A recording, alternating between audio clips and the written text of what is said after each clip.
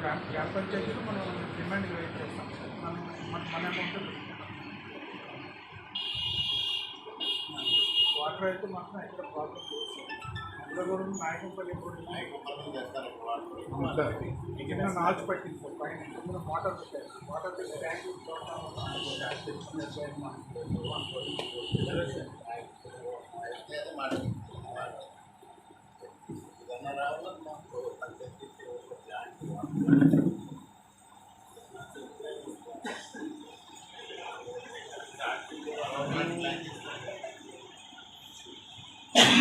ఆరోగ్యానికి ఆరోగ్యానికి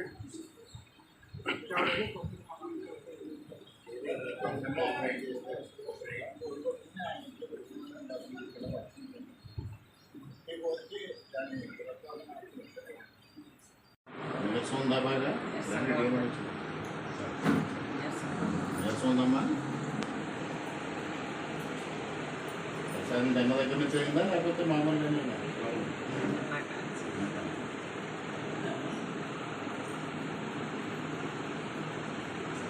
BP sugar అదేమో ఉందమ్మా? చూసుకున్నారా బాగానే డాక్టర్స్? ఇబ్బంది లేకుండా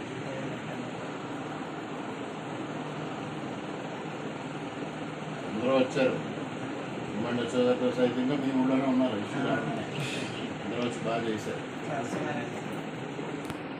కలకే చేసినప్పుడు ఆవిడండి బాబు, ఆవిడ నేనే కలకుండా ఉన్నవాళ్ళం. నేను మనవాళ్ళు ఎక్కే ముందుకెళ్ళారు కానీ మేము కలవలేదా?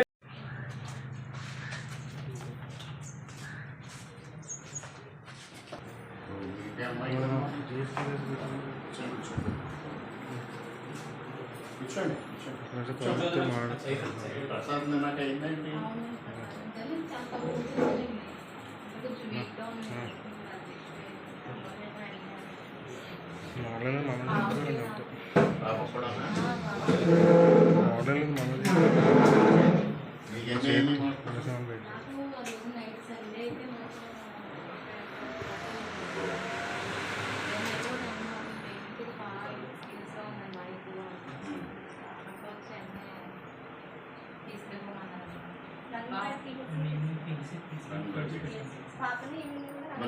నీకు ఎలా ఉంది? ఏం చదువుతున్నావు? ఇంటర్మీడియట్ చదివే అమ్మాయిలో లేవు, చాలా వీక్ ఉన్నా. అమ్మాయిని చూస్తే ఏదో ప్రైమరీ స్కూల్లో కొంచెం బలమైన ఆహారం తీసుకుని బలంగా ఉండాలి. మళ్ళీ ఈ ఏజ్లో వీళ్ళు కొద్దిగా నాకు ఇష్టపడరు.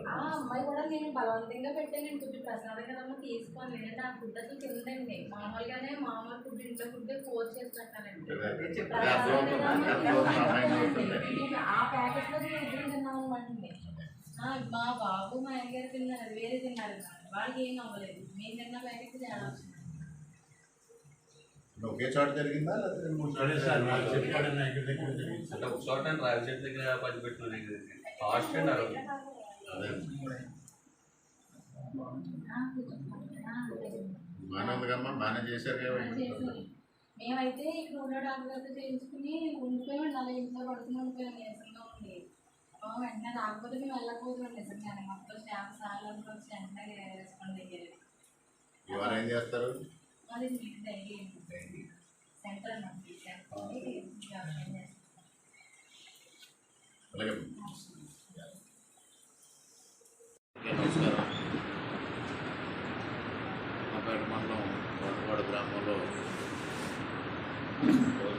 సర్వేది జరగడం, స్థానిక కూటమి నాయకుడు విద్యుత్ శాఖ అధికారికి సమాచారం అందడంలో వెంటనే క్యాంప్ ఏర్పాటు చేసి ఎవరైతే నలుగురు పేషెంట్లు అస్వస్థతకు గురయ్యారో వారికి ఇమీడియట్గా చికిత్స అందించడం, ఇందులో ఇద్దరిని నిజాపురం ప్రభుత్వ ఆసుపత్రికి తరలించడం, వారు మాత్రమే వాటి కూడా ఇతర సమస్యల వల్ల వారు హాస్పిటల్లో ఉండడం జరిగినప్పటికీ గ్రామంలో ఏదైతే ప్రబలించే సర్వేదం ఉన్నది అదుపులో ఉండడం, జిల్లా యంత్రాంగం అంతా తక్షణమే స్పందించారు. ఇంకా డిఎంఎండ్హెచ్ఓ గారు, డిప్యూటీ డిఎంఎండ్హెచ్ఓ గారు, అదేవిధంగా ఆర్డబ్ల్యూఎస్ అధికారులు, జిల్లా పంచాయతీ అధికారి అందరూ సకాలంలో స్పందించి స్థానిక రంగంపేట పిహెచ్సి అధికారులు, వైద్య అధికారులు, ఇతర సిబ్బంది అందరూ 2 రోజులు ఇక్కడ క్యాంప్ రన్ చేస్తూ పరిస్థితిని అదుపులోకి తీసుకురావడం జరిగింది. ఇక్కడ వాటర్ కంటామినేషన్ ఏదైనా ఉందా అనేది పరీక్ష కూడా చేయడం జరుగుతుంది, ఇతర పరీక్షలు నిర్వహించడం జరుగుతుంది. రేపటికి ఈ పరీక్షల సారాంశం రావడం, ఆ మూల కారణం కూడా శోధించే పరిస్థితి ఉంది. ఏది ఏమైనా సకాలంలో అందరూ స్పందించడం వలన ఎటువంటి ఇబ్బంది లేకుండా వ్యాధి ప్రబలకుండా అదుపులోకి తీసుకోవడం జరిగింది. దానికి ముఖ్యంగా వైద్య ఆరోగ్య శాఖ జిల్లా అధికారులు, స్థానిక రంగంపేట పిహెచ్సి అధికారులను అందరినీ హృదయపూర్వకంగా ప్రజల తరఫున